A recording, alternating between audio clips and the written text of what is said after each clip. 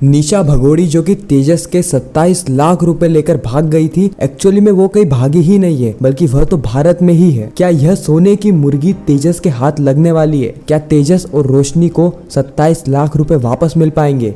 क्योंकि यह पैसे थे परेश के जो कि उसे पेंशन के वक्त मिले थे और तेजस ने इन पैसों की चोरी करी और निशा के साथ कनाडा भागने का प्लान बनाया। तेजस को जैसे ही पता चलेगा कि निशा अभी भी उसी के ही शहर में है, उसी वक्त से तेजस लग जाएगा 27 लाख रुपए ढूंढने के लिए, यानी निशा को ढूंढने के लिए। इस बार तो रोशनी को भी उम्मीद थी कि तेजस को 27 लाख रुपए मिल जाएंगे, लेकिन आखिर में एकदम से शॉकिंग चीज होती है। आखिर वह क्या है, यही हम आज के एपिसोड में जानने वाले हैं। तो बिना किसी वक्त गवाए उड़ने की आशा के आने वाले एपिसोड का रिकैप चलिए शुरू करते हैं। तो एपिसोड की स्टार्टिंग में हम देखते हैं कि निशा सचिन के साथ बैठ के कहीं पर जा रही होती है। एक्चुअली में निशा ने कैब बुक करी थी और वह कैब और किसी की नहीं बल्कि सचिन की होती है। जहाँ पे सचिन की आदत है कि वो अपने कस्टमर से एंगेज करता रहता है, उनसे बातचीत करता है, उनके बारे में और जानने की कोशिश करता है। तो सचिन को पता चलता है कि यह तो कोई कनाडा की बिजनेस वूमेन है जो कि इंडिया आई है प्रॉपर्टी खरीदने के लिए। मतलब ये लड़की कितना ही झूठ बोलेगी, पहले इतना झूठ बोल के इसने तेजस को फंसा दिया है, अभी सचिन को भी झूठ बोल रही है। एक्चुअली में इस लड़की को पता नहीं है कि सचिन तेजस का ही भाई है, लेकिन अभी भी पता नहीं क्यों इतने समय के बाद भी इस निशा के मन में और इसके दिमाग में तेजस ही बसा हुआ है, यानी इसको तेजस की बार बार याद आ रही होती है। ऐसा तब होता है जब हम एक बहुत बड़ा क्राइम कर देते हैं और हमें डर रहता है कि हम पकड़े न जाए, लेकिन आखिरकार हम पकड़े जाते हैं। लेकिन क्या निशा के साथ ऐसा होगा,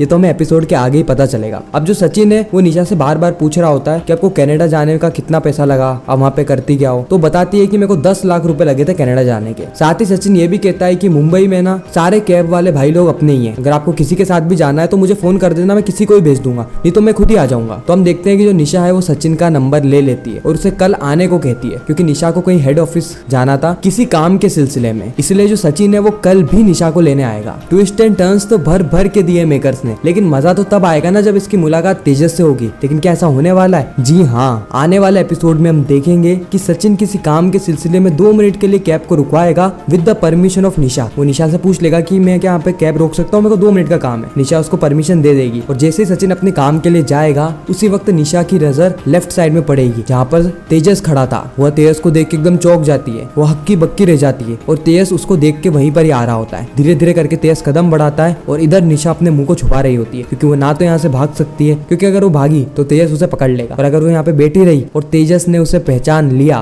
तो तेजस उसे पकड़ के 27 लाख मांगने लगेगा। और हो सकता है कि तेजस पुलिस कंप्लेन भी कर दे, इसलिए उसको बहुत ज्यादा डर होता है, क्योंकि उसके पास 27 लाख तो है ही नहीं, क्योंकि 10 लाख रुपए तो उसने कनाडा आने जाने में खर्च कर दिए और बाकी के 17 लाख का हिसाब अभी तक हमें शो में नहीं बताया है। लेकिन मुझे ऐसा लगता है कि 17 लाख भी इसने खर्च ही कर दिए, तभी तो ये शहर में इधर उधर भटक रही है। यह बात जानते हुए भी कि तेजस भी इसी शहर में रहता है, वो कभी भी इसको पकड़ लेगा। लेकिन उसके बावजूद अब या तो इसकी मजबूरी होगी कि इसके पास पैसे बचे नहीं है, इसलिए वो इधर उधर घूम रही है, कुछ और काम ढूंढ रही होगी, या फिर किसी और को फंसाने की कोशिश कर रही होगी। अगर आप उड़ने की आशा शो को बहुत पहले से देखते हुए नहीं आ रहे, मैं आपको बता दूं कि इस लड़की ने तेजस को फंसा दिया था, यानी तेजस को हनी ट्रैप किया और 27 लाख रुपए तेजस के अकाउंट से अपने अकाउंट में ट्रांसफर करके लिटरली भाग गई। मतलब तेजस जैसा बेवकूफ इंसान मैंने आज तक नहीं देखा कि 27 लाख रुपए इसने उस लड़की के अकाउंट में ट्रांसफर होने दिए, सिर्फ इस कहने पर कि अगर तेजस के अकाउंट में रहेंगे ना तो तेजस के घर वाले उसे घर से भागने ही नहीं देंगे। मतलब ये कोई बात होती है क्या? अगर नहीं रहेंगे तो और ज्यादा भागने नहीं देंगे। खैर ये तो बहुत ज्यादा पुरानी बात है। इसके बाद तेजस घर पे गया, घर पे उसने अपनी माँ यानी रेणुका की कसम खाई कि वो उसके बाबा के हर एक पाई चुका देगा, और वो भी ब्याज के साथ। हालांकि 1 रुपए भी नहीं चुकाया उसने अभी तक, इतना समय हो गया है। और सचिन भी तो इसीलिए इस तेजस से यानी खजूर से चिढ़ा हुआ रहता है, क्योंकि भले ये एक बार सचिन के पैसे खा लेता, सचिन कुछ भी नहीं कहता, लेकिन सचिन के बाबा की पूरी जीवन भर की कमाई जो कि पेंशन के तौर पे उन्हें मिलने वाली थी, धीरे धीरे करके वो उसने एक ही साथ खा ली, और खाने के बाद डकार भी नहीं मारी। इसलिए आपने देखा होगा कि बार बार एपिसोड के बीच बीच में जब भी तेजस बीच में बोलता है या कुछ भी हरकत करने की कोशिश करता है, सचिन पहले उसको कह देता है कि पहले तू पुराने 27 लाख रुपए लौटा। भगोड़ी में ना जब तू 27 लाख रुपए लौटा देगा ना, उसके बाद तेरे को इस घर में तेरा हक मिलने लग जाएगा। और पता है इंटरेस्टिंग बात क्या है? तेजस 27 लाख रुपए लेके भागा था, उसके बाद उसकी शादी होती है और उसको एक कमरा मिल जाता है। लेकिन सचिन जो कि हमेशा ही परेश के साथ खड़ा था, रेणुका के साथ खड़ा है, हमेशा ही इसने परिवार वालों की मदद ही करी है, लेकिन इसको हॉल में सोना पड़ रहा है और साइली को तो कभी कभार किचन में तक सोना पड़ जाता है। आप समझ सकते हो, किचन में रात को 10 जने आते पानी पीने और वहीं पर ही साइली को सोना पड़ता है। मतलब वाह, रेणुका को तो मानना पड़ेगा। खैर अब हम कहानी पर वापिस आ जाते हैं, जहाँ पर सचिन की टैक्सी में निशा बैठी होगी और तेज उसे देख लेगा। तेज फोन पे बात करते करते धीरे धीरे करके टैक्सी के पास आता है और निशा की हार्ट बीट बढ़ने लगती है, धक धक धक धक धक धक होने लगती है। लेकिन यहाँ पे सीन कुछ ऐसा था कि जो तेजस है वो अपना मुंह साफ करने के लिए कांच के पास में आ रहा था और निशा को ऐसा लगा था कि वो पकड़ी गई है। अब तेजस पुलिस को बुलाने वाला है और उसको 27 लाख रुपए लौटाने पड़ेंगे और अगर वो नहीं लौटा पाई तो उसको धोखाधड़ी यानी फ्रॉड के इल्जाम में पुलिस जेल में बंद कर देगी। लेकिन इस वक्त तक जो तेजस उसने निशा को नहीं देखा था वो उसे अपना मुंह साफ करता है और उसके बाद वहां से चला जाता है। उसके बाद सचिन आता है कार में और सचिन निशा को ड्रॉप करने वाला है। लेकिन निशा यहाँ पे अलर्ट हो चुकी है क्योंकि उसको पता चल गया है कि तेजस भी यहाँ पर है और वो मुझे कभी भी मिल सकता है, इसलिए वो जिस काम के लिए यहाँ पर आई थी, शहर में आई थी, वो काम जल्द से जल्द निपटाने की कोशिश करेगी। लेकिन कल भी वो सचिन से मिलने वाली है तो धमाका तो कल भी होगा। तो यहाँ पर होने कुछ यूं वाला है कि जो रोशनी है वो निशा को मार्केट में देख लेगी, यानी रोशनी किसी काम के लिए मार्केट जा रही होगी और उसी वक्त वो निशा को देख लेगी। अब सोचने वाली बात यह है कि रोशनी को कैसे पता यही निशा है और इसी ने तेजस को बेवकूफ बनाया, क्योंकि रोशनी तो आज तक निशा से मिली नहीं है। तो एक्चुअली में अगर आपको ध्यान हो तो लास्ट एपिसोड में तेजस और रोशनी साथ में मिलकर एयरलाइंस में जाते हैं ताकि ये पता लगा सके निशा की डिटेल्स के बारे में। इनको कैसे भी करके कनाडा में उसका एड्रेस और फोन नंबर चाहिए था, लेकिन एयरलाइंस वाले नहीं देते। लेकिन उसी वक्त जो तेजस है